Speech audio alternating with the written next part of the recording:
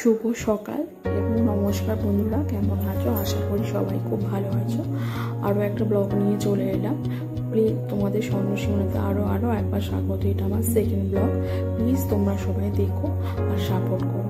আজকে সকালবেলা কোনো কাজ দেখায়নি। আজকে মানুর বাবার অফিস চলে যাওয়ার পর আমি কাজগুলো সেরে নিয়েছিলাম, কারণ একটু বেলা হয়ে গিয়েছিল।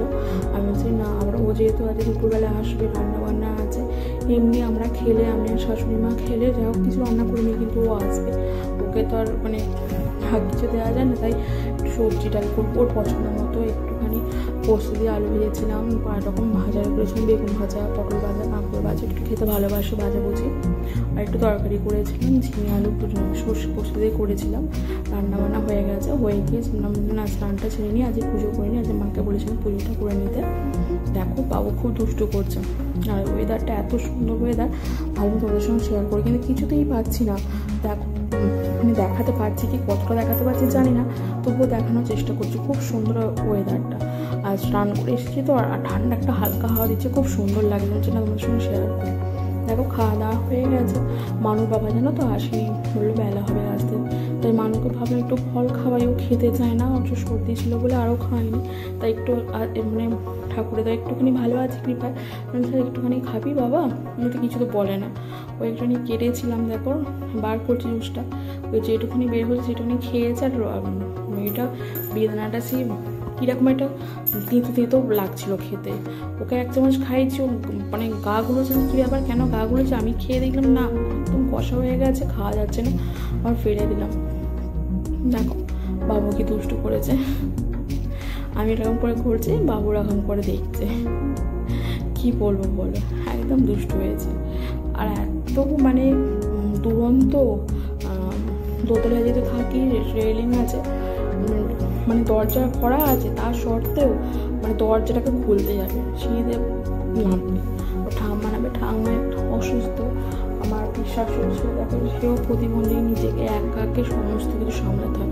তাই জানো তো ভিডিও করবো ভাবি, ব্লগ দেবো, তো আর সেরকমভাবে দেওয়া ওটা নেই। যতক্ষণ পারি একটুখানি চেষ্টা করি, চেষ্টা কোনো রাখতে নেই। যাই হোক, নিজের জন্য তো একটু সময় বের করতে হয়, সমস্ত কিছু কাজ করে, সেই ভোরবেলা ওঠা আর সেই রাত 12টা 1টার সময় শোয়া।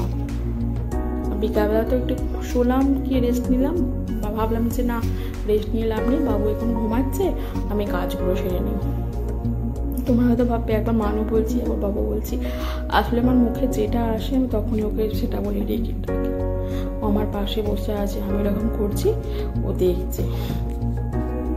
এই দেখো বললাম না যে জিনিসটা হয়ে গেছে, ফেলে দিচ্ছে, এত আমি নিজেই খেতে পারছি না, সব ফেলে দিলাম। ও দেখছে, ও দেখে বায়না করছে, ওগুলো দাও, ও খেলবে।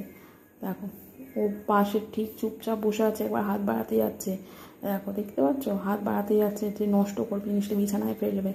তাই একটা ট্রে নিয়েছি, ট্রে তো হয়নি, ওইটা নেবে, নিয়ে ওর মতো করে খেলবে। এত দুষ্টু হয়েছে বলার মতো না, খুব কষা। আমি তো বমি করে যাবে, ও কি ন্যাকাতুল। জল ছিল, জল খাওয়ালাম, ভুলিয়ে দিলাম যে বাবা এই দেখ ওই দেখ সেই দেখ বলে আবার ভুলালাম। খুব কষা হয়েছে, কেন জানি না এরকম এতটা কষা হয়েছে।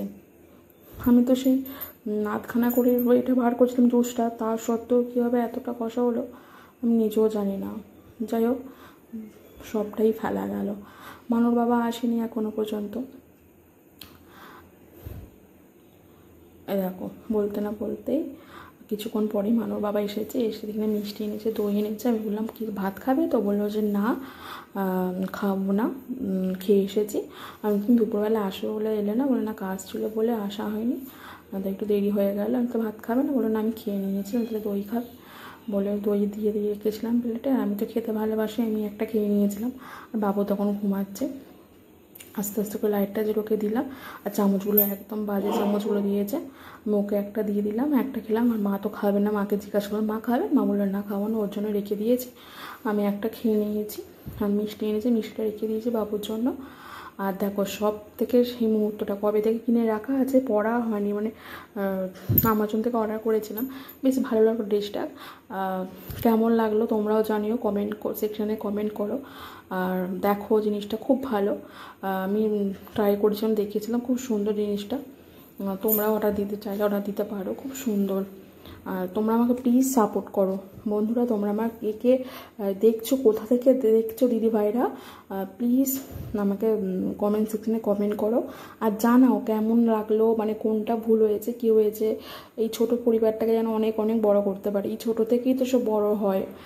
যারা ইউটিউবাররা হয়েছে তারা তো ছোটো থেকেই হয়েছে। বলো, আমার পাশে একটু থেকো। সমস্ত কিছু বাড়ির কাজ সামলে নিজের চেষ্টায় একা সমস্ত কিছু করছি। একটা মানে কাউকে আমি পাশে পাইনি। বাচ্চা সামলে, শাশুড়ি মাকে সামলে, আমার দাদা ভাই আছে অসুস্থ তাকে সামলে, ঘর সামলে, সমস্ত কিছু সামলে একা সবাই করছে। ভাবছি আমি কেন করতে পারবো না, আমিও করি। তাই যেটুকু সময় পাই কাজ আগিয়ে রাখার চেষ্টা করি। এই তরকারি বসিয়েছি গ্যাসে, তরকারিটা হচ্ছে, আমি হাসতে দিয়েছি যে বলছি না এখন তরকারিটা হচ্ছে, না দাঁড়ালেও হবে, আমি তাহলে এটা একটুক্ষণ ভিডিওটা করে নিই। বলে দেখো কেমন লাগছে বলো এই ড্রেসটা পরে, কেমন লাগছে প্লিজ তোমরা কমেন্ট সেকশানে জানিও। হ্যাঁ আমি দেখতে অতটা ভালো নয়, তবুও এই ড্রেসটা পরে কেমন লাগছে প্লিজ জানিও। আর এটা আমার সেকেন্ড ব্লগ, তোমরা সবাই দেখো, আমায় সাপোর্ট করো। এই ছোট পরিবারটাকে অনেক অনেক যেন দূরে এগিয়ে নিয়ে যেতে পারি। দেখো আমি একটু ফ্যাশন শো করে নিলাম। না আমার পছন্দের ড্রেস আমি দেখছিলাম অনলাইনে, আমার জন্য আমি দেখি অর্ডার করেছিলাম। থ্যাংক ইউ বন্ধুরা। এইভাবে